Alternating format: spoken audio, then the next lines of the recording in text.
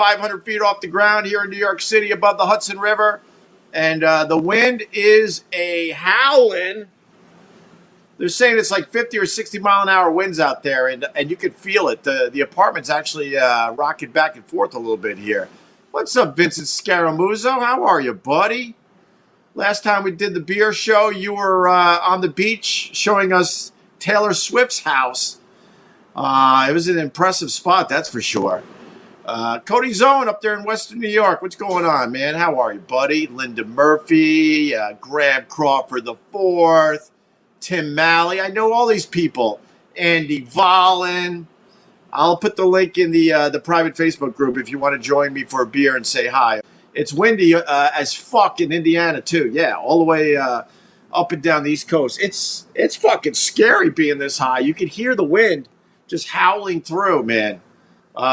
Today's the type of day outside this building that the old ladies, I don't know why it's always old ladies, but it is.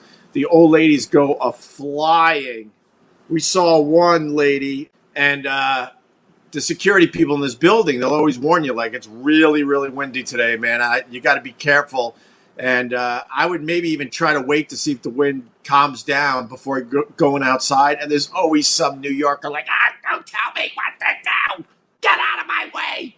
And an old lady did just that. I was there in the vestibule of the security area, and me and the security guard watched the lady leave the building and go a-flying. The wind picked her up off the ground. I don't know. I don't want to exaggerate, but at least 3 or 4 fucking feet, and she went bye-bye.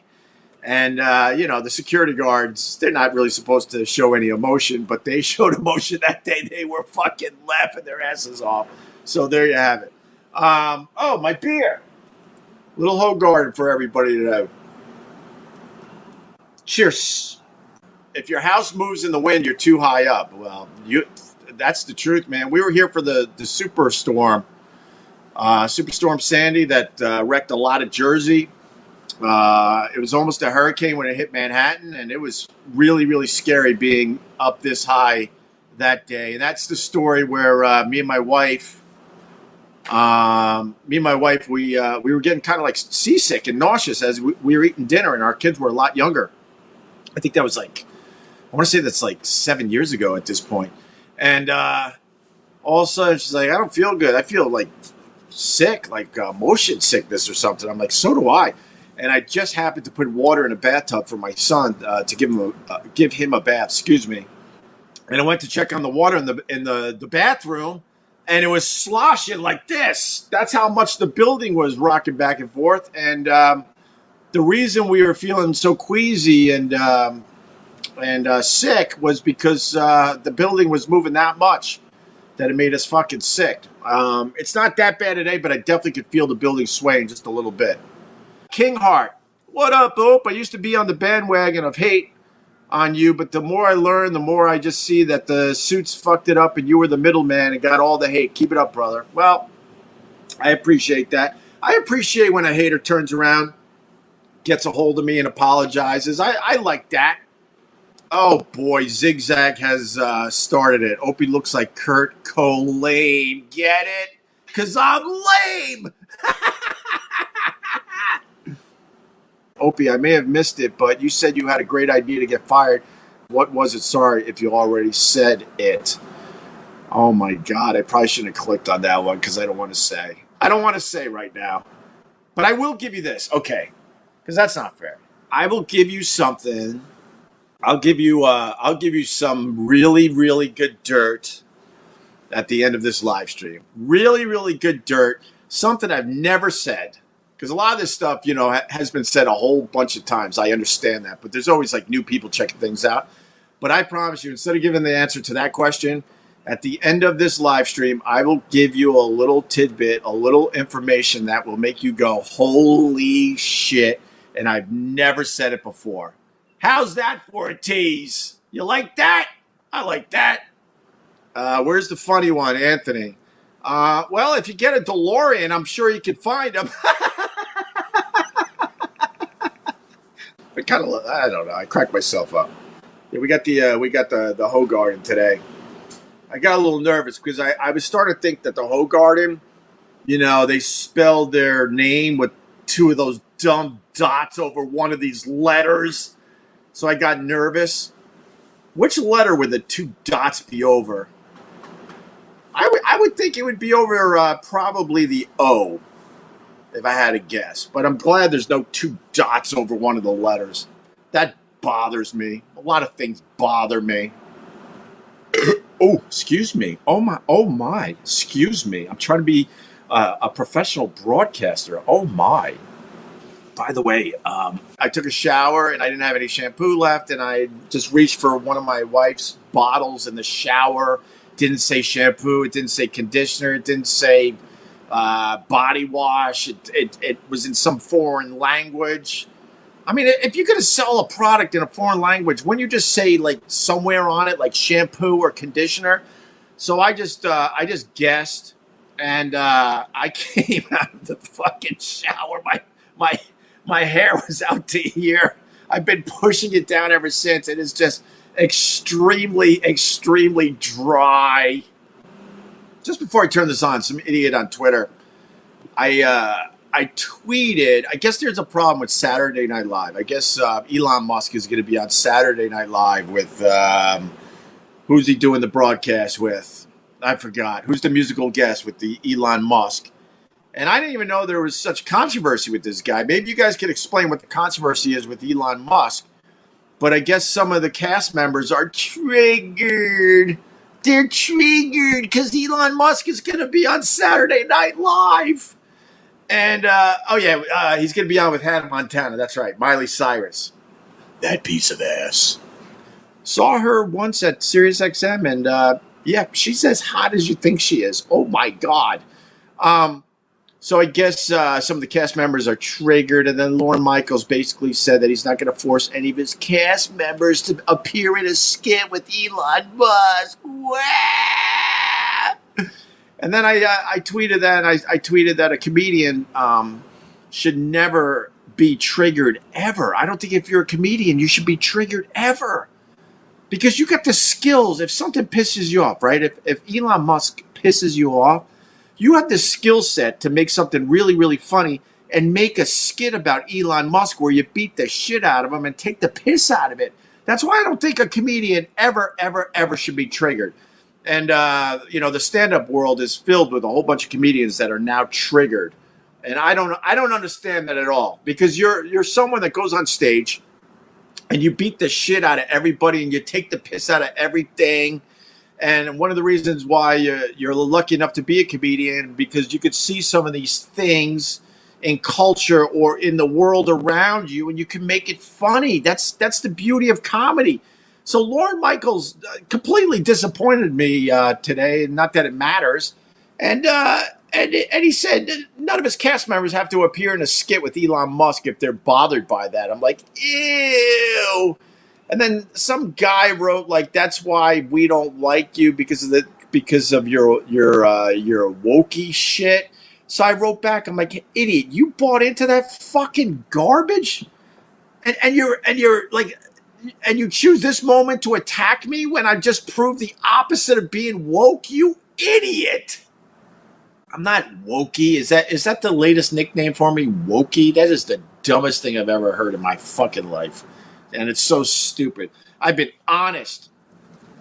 There's not a lot of people out there that are honest, because to be honest, you have to go against, things maybe you don't support. Like, I fucking hate cancel culture. And that means I support people that are being canceled that I probably don't like personally. So how does that make me wokey? That's just stupid. Intern David, oh, you're back.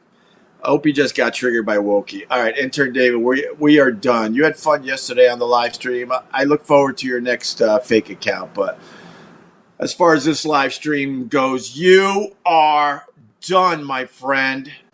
I hate cancel culture. 2 seconds later, blocks a comment. Well, you're not wrong. You're not wrong. But it's a guy. You're not wrong, Spider Rico. So I got to get bravo for that. But you got to understand, you weren't watching yesterday. The guy just wouldn't leave me the F alone, and it just distracts from from some of the good people that I want to focus on. But you're not wrong. So bravo. And I guess I canceled that guy, but I canceled him because he's just being just a hater. He's not really interested in anything I'm doing or saying. He just wants to jump on this thing and hate throughout the whole fucking thing. So I figured I would cut my losses and get rid of him so we could talk to other people. But you're not wrong. But I will tell you this: we're all hypocrites. We're all hypocrites. And I support cancel culture as much as I can, but sure, I'm sure there's some missteps like what you just witnessed. I'm going to laugh at that, actually. You're quick, too, man. God, you should know the answer to this. Would you stick up for Jimmy if someone ever tried to cancel him? Yes, of course I would. And as much as Anthony wants to spin it, I stuck up for him as well with SiriusXM. And I don't know what else to say about that. That's just going round and round. Little rat action. But of course I would. Jimmy knows this.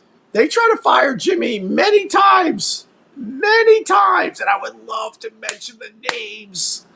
But some of these guys I'm very close with. But they try to fire him at least 3 times. At least. And he knows I said no every single time. That is a fact, Jack. I'm going to put the link in the private Facebook group. I got supporters. They're awesome people. And if you click Become a Supporter on my regular Facebook page, you can join the private Facebook group. It's a few bucks a month. It's no big deal, but we got a really, really nice group. And one of the perks is that I give the link to these live streams, and they pop on and do them with me and have a beer with me. So I just put the link in the private Facebook group, guys. So click away if you feel like saying hi today. David Butcher, when's the last time you spoke to Anthony and Jimmy? Well, I started taking phone calls from Anthony when I did the new show with Carl and Vic and Sherrod. Those were going very, very well. We did 5 or 6 of those, and I felt like there was a path to keep the O&A brand together. But they were moving very, very quick on their end, and they really wanted us to move over to Anthony's joint. And I felt like it wasn't the right place for me, so I turned it down. And then that's my recollection. And then, then the hate got really, really, really bad after that and continues, unfortunately, to this day. So as far as Anthony goes, I talked to him for the last time on the phone 4 or 5 years ago. I haven't seen him in person in 7. And Jimmy, I don't know if I ever told this story. So Jimmy works out at the gym I work out at. And I was leaving the locker room, and I opened the door, and it was Jimmy. I don't know if I ever told you guys this. And my natural reaction was, so he was coming into the locker room, and I was leaving. And this was the first time I saw him in, I don't know, a couple of years. And I swear to you, all I could muster up, it was just a natural reaction. I just went, ugh, really, really loud, and then walked by him and left the gym. So I guess that was the last time I talked to Jimmy. But that was my natural reaction. I always wondered what I would say if I saw him or whatever, and what came out was just a ugh. Let's see. Whoa, the comments are flying by.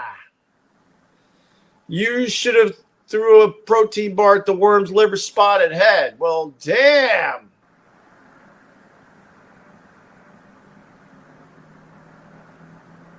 Jacob, did he respond? Jimmy? I swear to you, I have no idea. I have no idea what he said to me. I think he was in shock that he was just opening up the door and I was on the other side. And I blew past him pretty fast with my I'm sure, knowing Jimmy as much as I used to, I should say, I'm sure he had a retort, but I honestly could tell you I did not hear anything. But I'm sure when he realized what the fuck was going on, he had a quick something to say. But I blew by him. So freaking awkward, yeah. Brian Bernard, it was really awkward, but it's kind of funny. Now that's funny, Andy. Come on now. He obsessed over that for weeks, guaranteed. Probably. Probably. Forget about who you dislike, dude. Focus on the future. Make good on the past. I've made good on the past. I've taken a lot of responsibility in a lot of the things. I really like what I do now. It's hard though, man. I'll be honest with you. It's really, really hard. People hit me up with this shit all day long. If I go on social media, it's all day long. So I'm honestly, I'm on the social media less and less, especially Twitter. Twitter's just garbage. It's just an absolute cesspool. How did you not laugh in his face? It was just a natural reaction. Was just to be like, ugh, God. Oh, and I said God too. Ah, God. That's right. I said that too. Because I was so mad. I'm like, oh, really?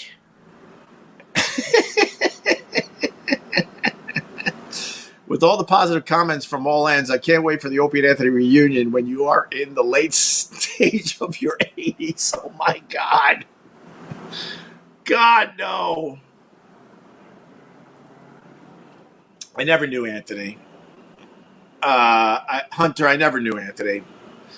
I had to learn that over the years. I don't think I ever knew the real Anthony. Was Anthony really racist, or was it all for fun? You knew him closely. I did not know Anthony closely. I can now officially say that. I don't know who the real Anthony is. I hated when the show turned into a lot of gun talk and a lot of racist rants. I hated that more than I could ever express. And I'm sure he hated some of the shit I was doing. You know, we were on the same page, even though we didn't like each other off mic for many, many years. And then, man, I couldn't keep up with that shit. And I didn't want to keep up with that shit. I didn't want to debate it. I didn't want any part of that gun talk day after day and the racist crap going on in America. I just did not want to be a part of that. So Larry Lunch calling me the nut smeller. No, thank you. Chloe. Hey, Chloe, what's going on? It's been a minute. Will the real Anthony please stand up? Please stand up. Chloe is a huge supporter of mine. She's also part of the private Facebook group. And she's a poker player from Arkansas. I know my people. Let's say hi to Karen. What the hell? Here we go. We're clicking on some of the people that are in the private Facebook group right now. So let's say hi to... There she is. Karen Williams. How are you? I'm good. It's draft night, so I'm already going for it. you know that the Patriots drafted their first quarterback in the first round ever. Who cares? As long as the Ravens get good picks, we're good. The Ravens. I'm a Baltimore girl.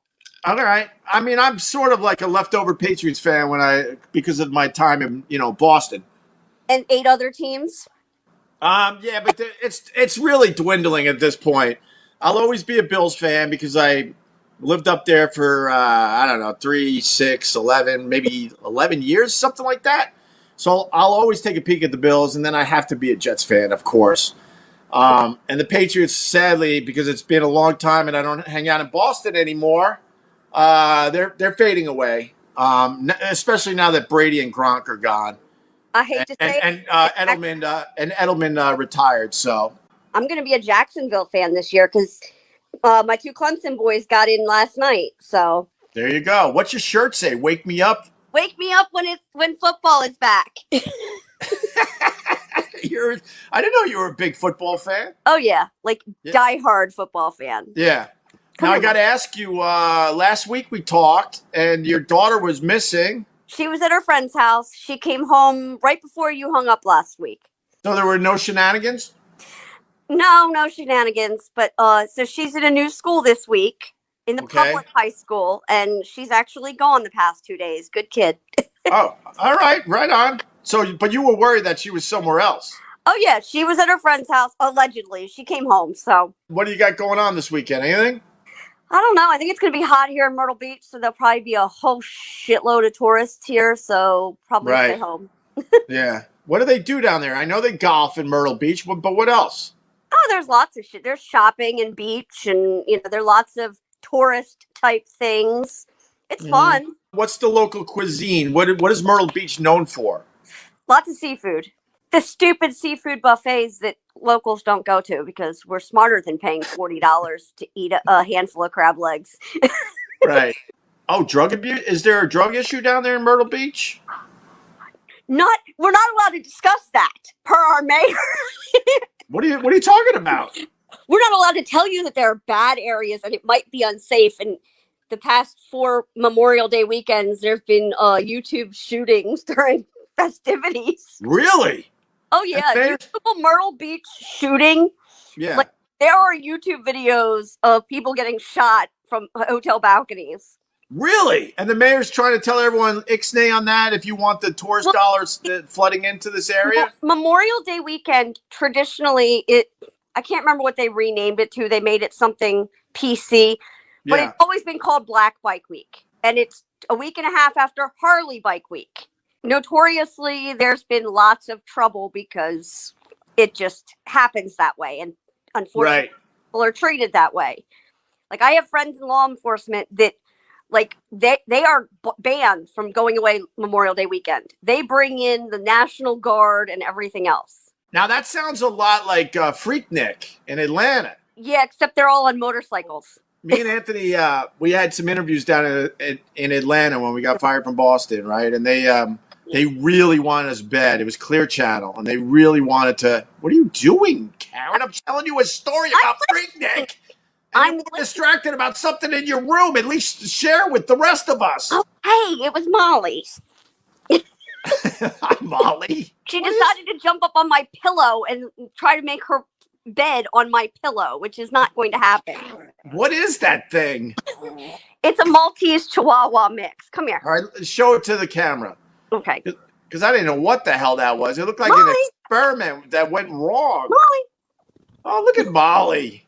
That's the type of dogs that, or dog, I should say, that nips at my ankles when I'm on the electric scooter. Yeah, she's all of 4.5 pounds. Yeah, but she acts like she's a 100-pound dog, right? Oh, yeah, the neighbor's German Shepherd, she thinks she can take him. Oh, really? All right. So we had these interviews in Atlanta, and Clear Channel really, really wanted us bad, and we went down there a couple times for these interviews. We kept saying no, and they just couldn't believe we said no, because we also had a chance to come to New York, and of course, being from the New York area, we wanted to, come back home, basically. So even though we went to Atlanta, we knew damn well we weren't taking those gigs, but we figured free trip, and they're going to wine and dine us. And what, Anthony wouldn't like to go to those gigs? And I met the Dalai Lama in an elevator at the Ritz-Carlton. Oh, my God, it was awesome. But as we're driving, I think from the airport to where we were staying, Freaknik was in full effect, and it was one of the most amazing things I've ever seen in my life. And I think it was nicknamed at the time. Now, we're talking 20 years ago. I'm sure, they're more PC now with this cancel culture, but it was called like the Black Spring Break. Yeah. And these cars were just going really slow down the highway and just having full parties on the roof of the cars. And it was booty for days all over the place with a lot of giant body parts that I used to talk about with Sherrod, and that would make him laugh. But, it was quite the scene. When my daughter was young during that bike week, I wouldn't drive around with her in the car because you saw parts of women that only people should see them as their husband and her gynecologist. Riding around on the back of a motorcycle, and you're like, wow, only her gynecologist should see that. Well, I don't know about that. That's kind of fun. Yeah, but when you have a 7-year-old in your back seat and she goes, "Mommy, what's that?" Yeah, right on. That's a transvestite, honey. Hey, it's a new world there, Karen. Get with the program. Let's go. Yeah, but it's not what you want to explain. Do you want to explain that to your daughter at that age? How old was she? She was like 6 or 7. I live in New York City. We don't have to explain any of that to the kids. Good point. There's some transgender kids in the schools. Yeah, I was gonna say my daughter has 2 trans friends, and they're very, very little, and they're very very normal, and they got very normal parents, and the kids, and it will trigger people, but it's been my experience because I've seen it firsthand, and the kids don't give a crap. Teachers don't give a crap. Nope. The parents don't give a crap. And more importantly, the kids seem very well adjusted. Yeah. Richard Cooper, he's amazed by what I just said. That's crazy. They let kids trans. Yes. In New York, it's not really that big of a deal. What's that picture above your head? I drew that. It's a unicorn. It's all dusty. I'll take a better picture and put it on the Wait, group. go back to it. Looks like a sperm attaching itself to an egg. No, it's a big unicorn in front of a moon. Oh yeah. Yeah. And then I see a face with a nose, I think. No, it's a unicorn with it on a moon. Well, I'll take a different. better picture of it and put it up in the group. Oh, please do that. It'll be amazing. It'll make everyone's day. Well, have a good night. Karen Williams, thank you. Yep. There she goes. Let me move on to Vinny Scaramuzzo. Vinny, what's going on, buddy? Not on the beach today. What's going on, brother? Why aren't you on the beach today? I played golf today, and I was thinking of you. There was green pollen just blowing everywhere, all over the place. Do you get the seasonal allergies? No, I'm good. I don't get hit with that. My wife gets a little bit, and then she was actually, I thought it was allergies, but she was sick. That second shot of Moderna or Pfizer, whatever it was, that didn't do her well. Yeah, like I said, I got to be very, very careful, and I don't want to pull a Joe Rogan, who actually Joe spun his way out of it. I got to give him credit because he got a lot of heat for what he said about how healthy young people maybe shouldn't get the vaccination. And people are like, what? Yeah, you can't say that or what? Tell people that. And he finally spun out of it yesterday and said that, look, I'm not an expert. I'm not a scientist. I'm not a doctor. I'm a moron. And I was like, bravo to that Joe Rogan. I got to rewind. I don't mean to jump around. Are we allowed to say Black Spring Break? Is that allowed anymore? Well, we're going to get canceled? Well, that's what they used to call it. I said that's what they used to call it back in I think we're allowed to talk about stuff that was a real thing. I had to have a cancel culture speech with my 11-year-old son the other day, which was a fun one. Oh, please tell me. And I got to explain. Yeah. It was called Freaknik in Atlanta, and it absolutely was nicknamed Black Spring Break. And absolutely, plenty of people that will back me up on this. But anyway, go ahead. What was the culture speech about with your 11-year-old? Well, we're just quoting what other publications used to say about that spring break week. That's all we're doing. So, but right. He came to me, and sad? I got to interrupt you again. Isn't it sad how you have to be so careful? You can't just speak openly and honestly anymore. And we're doing it in a way. There's no hate. There's no hate here. I'm just relaying what a story from the past. Well, I'm not going to be responsible for you getting canceled. It's not going to be on me. What? I mean, if I get canceled from doing this, then what? I guess I got to find a CB radio. I'll just keep going until I'm talking out of a paper cup attached to a string. So my son's on YouTube. They're YouTube 24/7, and he comes to me with a video, and he goes, "Dad, this is so funny. This is so funny." And in the video, and again, I don't approve of this, but in the video, he comes to me, and it's a guy. He goes, "Hey, I just got my first shot of the COVID vaccine. I got the Chinese version, and it seems to be working really well. I have no side effects." And as he's saying that, ping, pang, pong, pong, pong, he starts talking, Asian. He's talking Japanese or whatever. Yeah. And I'm like, so I'm laughing because it's funny, and I don't do it justice, and I'm not going to try to do the impersonation. But then I had to go, I'm like, my wife looks at me, and I'm like, I have to go into the speech now about how, because of coronavirus, and it's because it came from China, and we can't do this, and the Asian kids across the street are friends of yours, and you wouldn't want to make them feel sad or hurt them in any way. And he understood, and he totally got it. But when I was done, I'm like, I can't believe I just had to give him a speech about what was just a funny joke. It was a Jay Leno type joke, and now I'm giving him Jay Leno did not help comedy by apologizing for all this stuff he did in the past that seemed to be not a problem when he did it. There was no issue all these years later, and I think he was trying to protect corporate gigs or something, but he did not do anyone a favor in the comedy world by apologizing for stuff he did all those years ago. Because there's things that were acceptable 20 years ago, simple as that. The culture was very, very different, and now and now it's not. But you can't look back and now attack entertainers and even regular folk for just kind of going along with what was acceptable back then. That's not right, and that's not okay. No, it's not. And that's a perfect example of 15 years ago, left and said nothing. Well, now, modern day, you have to talk to them and say, this is what's going on today. And that's not as funny anymore. So, I mean, comics can evolve, right? They don't have to be the same person they were 15 years ago. But, it's weird to handle that. But I was, proud parenting moment. It's all about whether you have the hate in your heart or not. But that's not even good enough anymore. Because they want to just attack you and take your job and your livelihood. It's like, look, I was just trying to entertain or make people laugh, and I had no hate in my heart. I actually, people get confused that you can support something and also make fun of it. Like, I don't know if the younger generation really understands that anymore. When we were coming up, there were people that just knew how to laugh at themselves and others and take the piss out of everything, and just because you, I don't know.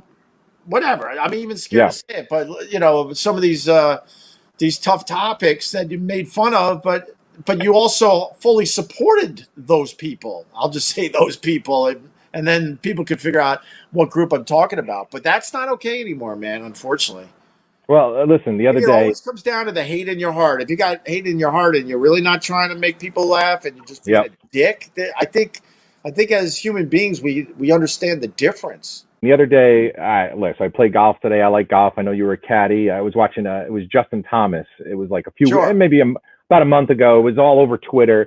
He hit a putt, and, he just hit it weak. If you play golf and you leave it real short of the hole, and he goes, and under his breath, he goes, Justin, hit the ball, you faggot.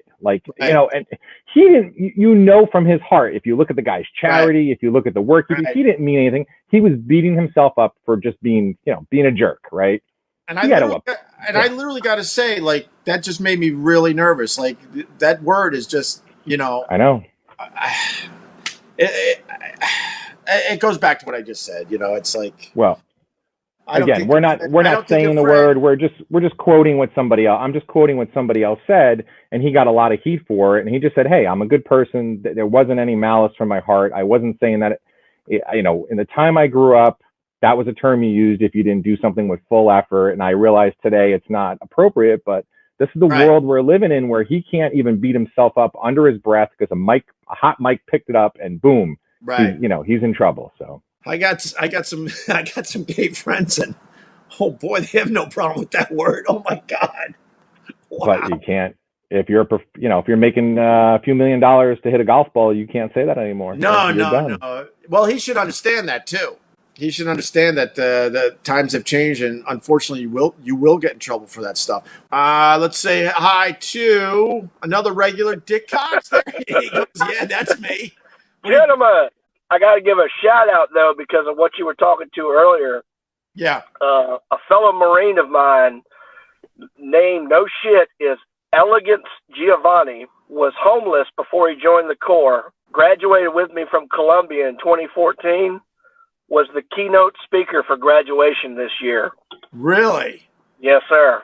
Very cool. How tough he wants to know if you can still get a Dewey if you're in a car drinking without it moving. That's a very good question. Yes. As my father would say, I'm in a good position to find out. I'll let you know.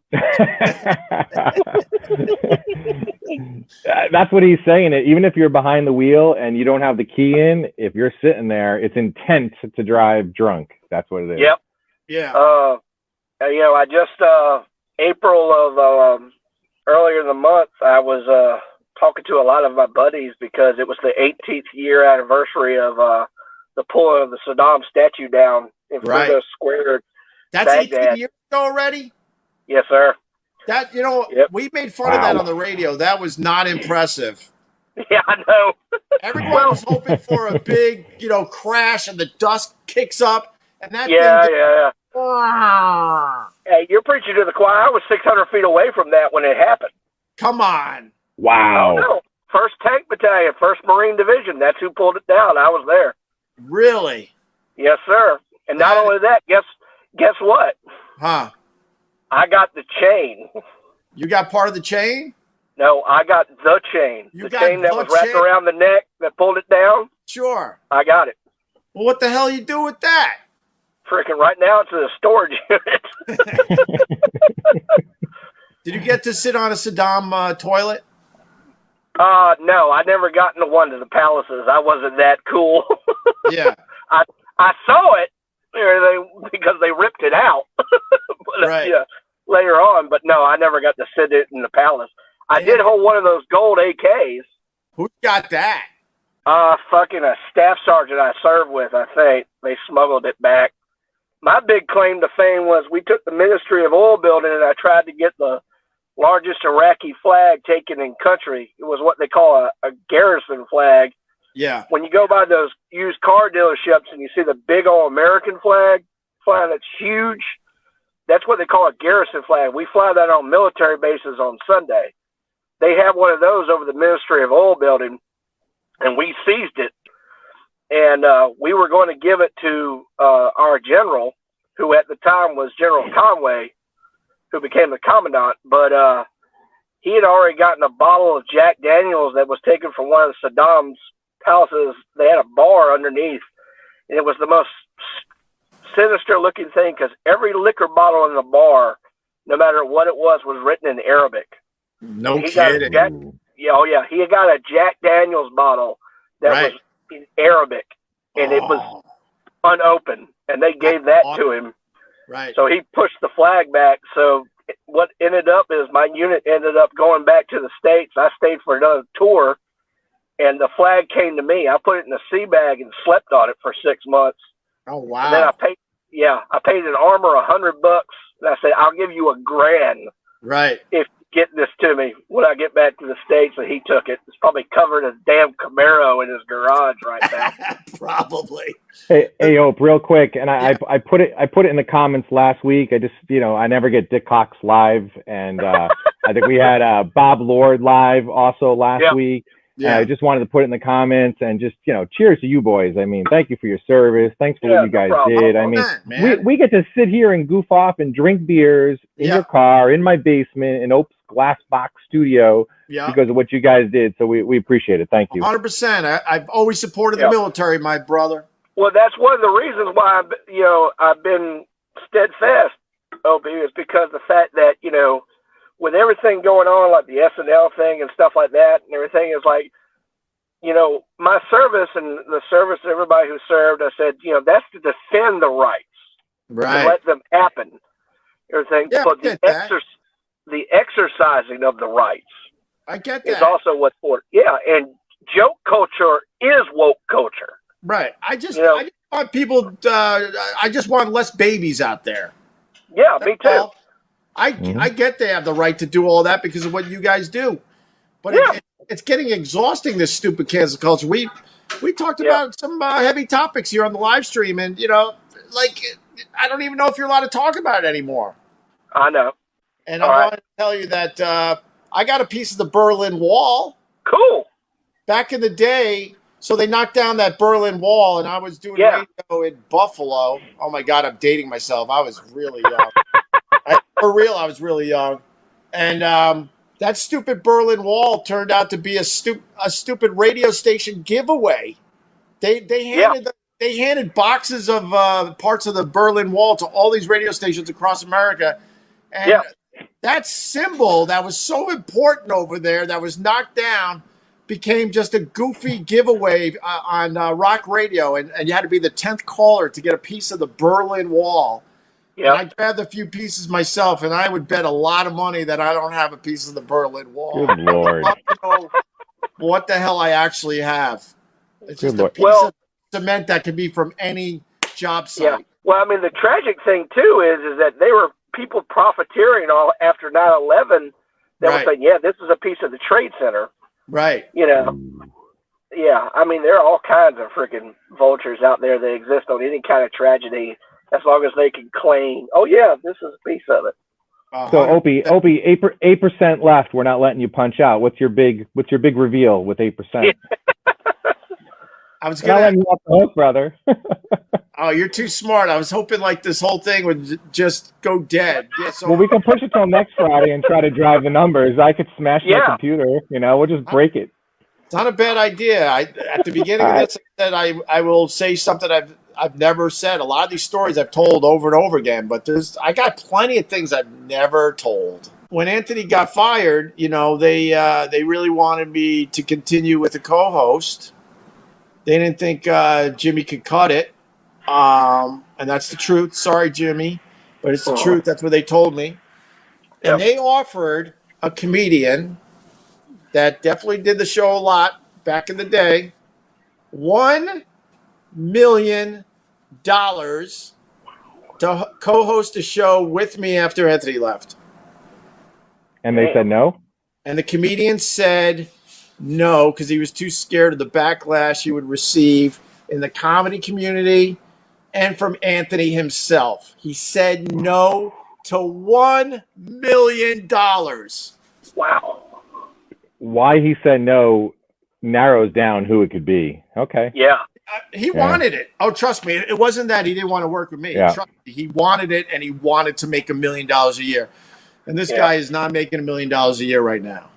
No. Oh, remember how I told you I'm a self-hating Italian, like, you know, Cuomo, and we're the worst. We're loudmouths. We're maniacs. And I've had this experience in a business relationship with another Italian, which I'm a self-hating Italian, but I kind of distance myself. Right. I know that's pretty hypocritical to do with my last name, but so like Fauci and Cuomo, they're no good. So Italians who get into these things, they think they can, and Dick, you'll appreciate this. They think they can nuke a bridge. They can blow the bridge up, burn it to the ground, right? Just offend you, offend all of your family. And then when you don't want to make up with them, they are highly offended. They can't understand why you could possibly not want to make up. Right. And you're like, you just scorched this thing to the ground. Yeah. And they don't get that. And I've been on the other end of that. I understand it. And it's just, I don't know if I know that's stereotypical. It's an Italian thing, but in my experience, it's been a certain culture that they think they can just blow stuff up. And then you're like, well, why can't we be friends again? I'm like, dude, you dropped a nuke. It's hard to do. So I don't want to go down that road because that's been a negative road, but it's hard, you know. I think you know where I'm coming from, unfortunately. Yeah. But this person, he turned down $1 million contract a year. It would have been for 2 or 3 years. Wow. To do the show with me after Anthony left because they really wanted to keep the numbers up. And, in the end, I'm glad this person, was too scared to do it. He really was scared of the backlash and definitely scared of Anthony and his fan base. And that led me to doing it the way I wanted to do it anyway, which was to work with Carl, Vic, and Sherrod. Like SiriusXM didn't understand. They really wanted me with a big name co-host. And I'm like, no, man, that doesn't – just because you have a big name co-host doesn't mean this thing's going to work. I want to do it with the people that I already have chemistry with.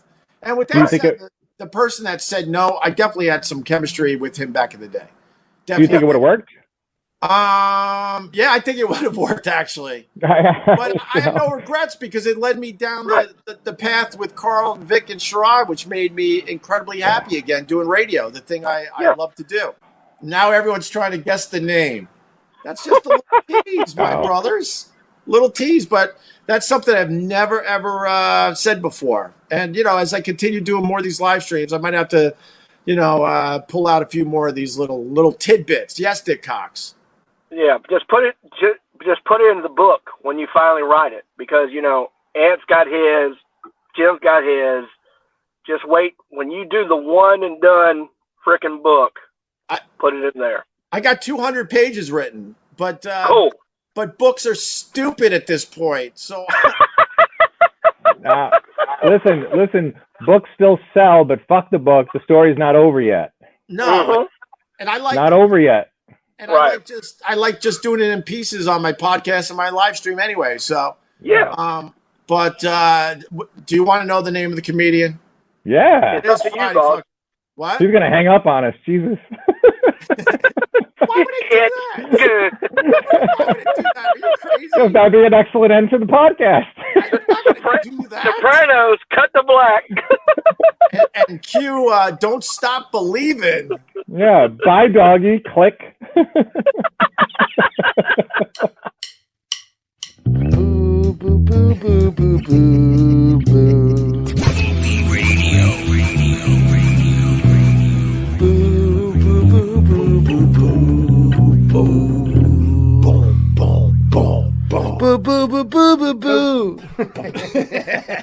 Boo, boo, boo, boo, boo, boo, boo, boo, boo, boo. All right, we've got lucky caller number 4, Marcus, on the line. If he answers this question, he wins a new car. Let's do this. Okay, for a new car, name the only actor to appear in... And now a message from our sponsor. With 24/7 support and quick and easy claims, Progressive protects what matters most. Progressive. Films all in the same year. Wait, sorry, I didn't hear the question. 3 seconds, Marcus. Yeah, no, but there was an ad in the middle. You didn't answer. But I didn't hear anything. Marcus, you dropped it in the dirt. Progressive. There's never a bad time for great protection. Progressive Casualty Insurance Company and Affiliates.